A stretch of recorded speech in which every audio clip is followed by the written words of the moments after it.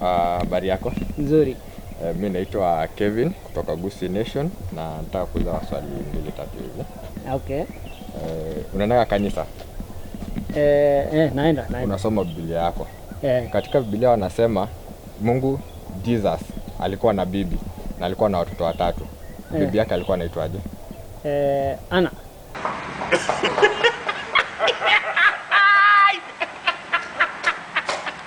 Sana mamake Jesus alikuwa anaitwaje? Yunia.